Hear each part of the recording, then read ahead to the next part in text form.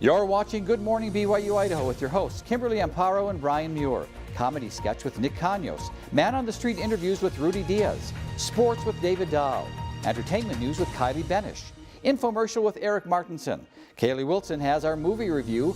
Becca Brady with our special interview segment. Cooking with Veronica Arroyo and Abby Hutchinson. And dating tips with Mary Walker and Ryan Brennan. Hello and welcome to Good Morning BYU Idaho. I'm Kimberly Amparo. And I'm Brian Muir. Thanks for joining us. Coming up, we'll talk to students on campus about World Theater Day. Also, an inside look at how Channing Tatum changed a young girl's life. All this and more, only here on Good Morning BYU Idaho. And now to start your day off with a smile, we have Nick Conyos' Top 10 list.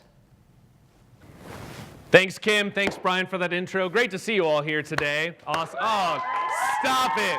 Stop it. I'm writing checks I can't cash. Well, for today's top 10 list, we're going to be talking about devotional, that great spiritual part in the week that's only an hour that I can never seem to get to. So today's top 10 list is when people ask you why you didn't go to devotional, here are your answers. So number 10. I slipped on some ice and bruised my tailbone. Unfortunately, this works all year round in Rexburg, disappointingly. Number 9, I'm still mourning the loss of BYU's basketball, so just couldn't wake up, couldn't do that. All right, number 8, I don't need it, I'm already perfect. I don't know if that, no, is that too far? Too far? No. Okay, we'll try to get you back with some other ones. Number 7, wait, it's Tuesday? I don't know if you've ever been there before. I've made that mistake a couple times. Number 6, because it's not another great day at BYU Idaho. Sometimes, negative 40 degrees weather. I don't feel like walking, all right? It's not great. Don't lie to me. I'm kidding. It's always a great day. Number 5, my ex is going and I just can't handle the drama right now. I mean, just right there. Yeah. You've been there. You've been there. You might see them. All right, don't give me any pity. All right, here I'm a grown man. If it's not funny, it's not funny. Number 4, I didn't feel like it, but by you judging me for not going, isn't that the real sin? Yeah, no, I mean that one makes you think right there. Yeah, definitely. Number 3, I just got engaged. It's pretty much an excuse not to do anything, but you have to do the E part. Number 2, it's the only time I can work out because I don't like other people seeing me in shorts. I don't know if that's anybody. Everybody's gone. I don't know. No, okay. Number 1, the number 1 reason for not going to devotional. I was working on my religion final and I couldn't waste my time. Oh, thank you so much. You guys have been great. Have a good one. Thank you for that, Nick. You can catch Nick on Rexburg tonight every Thursday at the Bromance Theater. Now we have our resident man on the street, Rudy Diaz, reporting here at BYU Idaho. Thank you, Brian, for your magnificent introduction. Well, today for this segment of Man on the Street, today is National Theaters Day, but breaking news, it's also National Something on a Stick Day. So before we get started, can I get a aha honey? Aha honey! Did you know today is National Theaters Day? National what? Theaters Day. I did not know that. All right, so David, did you know that today is National Theaters Day? National what? Well, now that you know today is National Theaters Day, what are you going to do? I'm gonna go see a play in the theater. Well, now that you do know it's National Theaters Day, what are you going to do? I'm going to celebrate. You're going to celebrate? How are you going to celebrate? I'll probably do like a heel click and go eat some good food. Whoa. Well, speaking of good food, did you know that today is National Something on a Stick Day? What? No way. Breaking news. Did you guys also know today is National Something on a Stick Day? I had no idea. Okay, here's a suggestion. Go watch Les Miserables, okay? Eat a corn dog or eat something on a stick. Or popsicle? Popsicle, corn on the cob.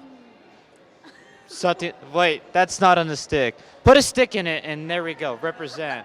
All right. How do you guys? Well, folks, this has been another edition of Man on the Street with me, your host, Rudy Diaz. Well, before we hit it back to Kimberly, I think I'm gonna catch a theater with a corn dog for Something on a Stick Day. So catch you guys later. Thank you for that amazing segment, Rudy. Now that we're down to the final 16 teams in the tourney, it's time to take a look at who are the favorites to be playing in Arlington. Out of the South region, I have UCLA. They're playing their best basketball right now, and they can score from anywhere on the court.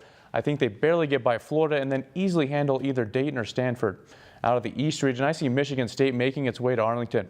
They're a veteran team led by Gary Smith, and it's just hard to bet against one of the best coaches in the business in Tom Izzo. Looking at the Midwest, or the region of death as many people have called it, I see Kentucky finding a way to get past a strong Louisville team and then beating Michigan in the Elite Eight. They're young, but boy are they athletic. With freshman Julius Randle really turning it on as of late, I think they're going to be hard to beat. Finally, out of the West, I think Arizona is the lone 1 seed that makes it to Arlington. They're just so deep and have one of the easiest paths to the Final Four, with just having to get by an inconsistent San Diego State team and then Wisconsin or Baylor. Thanks, David. So who do you have taking it all? I have Michigan State beating Arizona in the final by a close one, Brian. Well, I'm sure Michigan State fans are happy to hear that, David. And now we have our entertainment news anchor, Kylie Pennish, with the latest on the top celebs. Hey all, turns out Channing Tatum is not only one of the sexiest men alive, but he also has a heart of gold. After a Facebook post that 18-year-old Elisa Finley wanted nothing more than to kiss the movie star, he blew her a kiss through a video message. But Elisa is no regular fan. She is battling stage 4 brain cancer, and Kiss Channing Tatum is #1 on a 48-item bucket list that her friends and family posted on a Facebook page dedicated in her honor called Elisa's Butterflies. Are you guys crying yet? The video called A Kiss for Elisa starts with Tatum saying, "Hey Elisa, what's going on? It's Chan," and goes on to say, "Just know that you're loved and that we're giving you a big old kiss from over here." Then he followed with a mwah. You guys can watch the whole video on our webpage. Now on Elisa's bucket list, which also includes goals such as kiss under the Eiffel Tower and no Facebook for 2 weeks, there's a note next to #1 that says almost done. Now for other celebrity news, Zac Efron may have found himself in the middle of a brawl over the weekend. The 26-year-old actor was apparently punched in the mouth after he and a bodyguard had an altercation with a few homeless individuals in downtown Los Angeles. Efron told authorities on the scene that they had thrown a bottle out of the window of his car while waiting for a tow truck after running out of gas. The homeless people took this as a threat and punched Efron in the face. However, no one was arrested because the fighting was considered mutual. Hopefully his face won't be too messed up for all of his upcoming premieres. Thanks for the latest scoop, Kylie. We wish the best for the both of them. Coming up after the break, Kaylee Wilson will give us the scoop on the latest box office movies. And our relationship experts, Mary and Ryan, with dating advice. You won't want to miss this after the break. Helium in a jar. Helium in a jar. Helium in a jar. Do you know what helium in a jar is? Well, today is your lucky day. It has the power to change your voice. Take a whiff.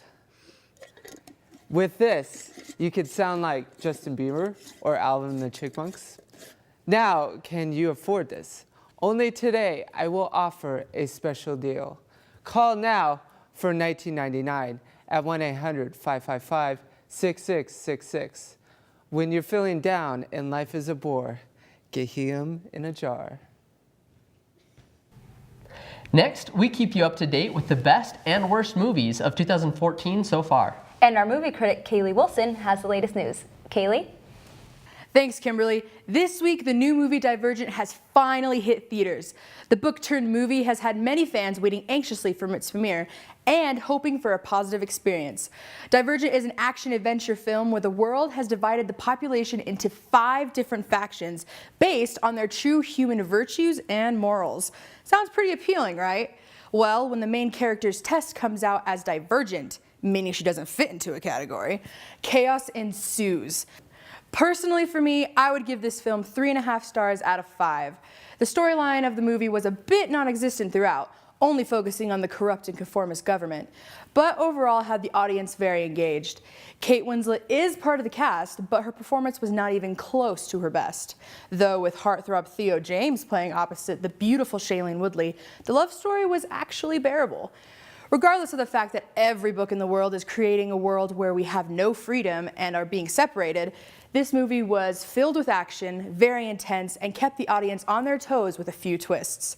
But hey, don't listen to me. Check it out this weekend and decide for yourselves. What faction would you fall into? Thank you, Kaylee. Wow, it looks like I have something to do this weekend. What about you, Kim? For sure, that looks really interesting. And now it's time for the Saucy and Sweet Cooking segment, where they'll show us how to make some scrumptious treats. Hi, welcome to Saucy and Sweet. Today we'll be showing you how to make these delicious pebble treats. Don't forget fruity. It needs to be nutritious as well. Believe it or not, it only needs 3 simple ingredients. Fruity Pebbles, marshmallows, and butter. That's right, Abby. It's so simple, a child could do it. With adult supervision, of course. First, you need to melt 25 marshmallows and 3 tablespoons of butter together in a pot. Stir until it has a gooey consistency, and then add 5 cups of Fruity Pebbles. Mix it all together and pour it into a cooking pan. Let it sit for a minute to cool off. This will serve up to 12 people. There you have it, folks. Fruity Pebble treats. Thanks for watching Saucy and Sweet. Join us next week where we'll show you how to make a sandwich. Ladies, this will drive your man crazy. Those look delicious. Thanks, Abby and Veronica. Now we have an interview from Becca Brady. Thanks for joining us. I have a guest with me, Brad Boyce. Thank you for being here with us today. You're welcome. So from what I know, the technical term for your style of dancing is a b-boy. Is that correct? Yep, a b-boy. So, can you tell us exactly what a b-boy is? Yeah. Well, okay, technically, like a b-boy is a break boy or a beat boy. So someone who dances to the break in a song. Okay, if that makes sense. That Yeah. does make sense. How did you get started as a b-boy? Okay. Well, 3-ish years ago. This is like random. But I was at my cousin's house and we were having the missionaries over. And this one guy, Elder Constantino, he taught everyone like this one little move after the lesson, like after the spiritual thought, just to like keep the kids occupied. And I thought it was pretty cool. And then I asked him to show me more, so we went upstairs. And on the computer, he's like, well, if I don't type it, it's okay. So we went on YouTube. He's like, okay, type this. So he typed in these guys, and then I watched them. And then I went home, and then since then, I just watched like tutorials and stuff like that. And then I met people in my school who already did it, like who already danced that way. And then I learned from them. And then like I came here. And then what's really cool is I ended up meeting Elder Constantino again. Like he's a student here. So that was cool. It's like, yeah. So how have you enjoyed your experience dancing here at BYU Idaho? Yeah, for sure. It's presented a lot of opportunities in my life. Oh, good. Mm-hmm. So where do you see your dancing taking you in the future? Honestly, for me, dancing is just like a glorified hobby. Like, I'll never be this, like, don't take this the wrong way. I don't mean to sound like depressing, but I know I'll never be like the very, very top, and I'm okay with that. But at least in my life, it's made things just like a little bit easier in terms of like meeting people and just like being more fun and expressing myself. Awesome. So I don't see a career coming out of it. Just for fun. Yeah.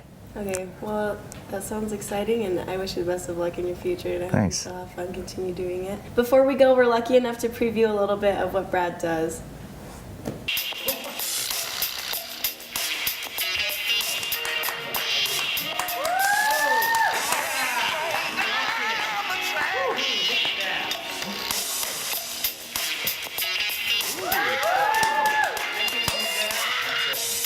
Thanks, Becca. That was really fascinating. Now, on to dating do's and don'ts with Mary and Ryan. All right, guys, what do you have for us today? I'm Ryan Brennan, this is Mary Walker, and it's time for some dating advice. This just in from a man named Eric. Should a girl say yes to the first date if they aren't interested in the guy? Well, honestly, if you're asking for my opinion, I've given this question a lot of thought, and maybe it sounds harsh, but I think the girl should have every right to say yes or no without feeling pressured. Plus, I don't believe in pity dates. And guys, just so you know, for me, if a girl doesn't say yes, I don't think she's really worth your time. But if she does say yes, then don't jump ahead in the relationship because it's only the first date. So just play it cool and it should be just fine. So our next question is from Veronica, and she asks, how much money is good to spend on a first date? My first bit of advice, is to don't be too cheap, but don't go into debt over it. Neither choice reflects well on you, and I would say a good price is about $30 to $40 should be perfectly fine. And just be sure not to freak out if it's slightly over. I definitely agree with that. Spending too much money, $30 to $40, sounds just about right. Spending too much money can actually become somewhat of an awkward situation. So Rudy Diaz asks, what is the first date location? The number one thing to keep in mind is to meet in a public place rather than a private place. From personal experience, double dates also help take the pressure off of dating. Some of the best dates I've ever had were with groups. One of the best ideas for me is to find a place where I'll feel comfortable for me, and somewhere and safe and comfortable. Public places such as restaurants and movies are really good. Another bit of advice, just like Ryan said, is double up on the first time. That way the pressure isn't completely on you, and you can have fun as well as the group and still get to know the girl really well. And those are our dating tips for today. Thanks, Mary and Ryan. Those are all tips I'm sure we could all use. Yeah, those are great ideas. That's going to do it for this episode of Good Morning BYU Idaho. Until next time, I'm Kimberly Amparo. And I'm Brian Muir. Thanks for being with us.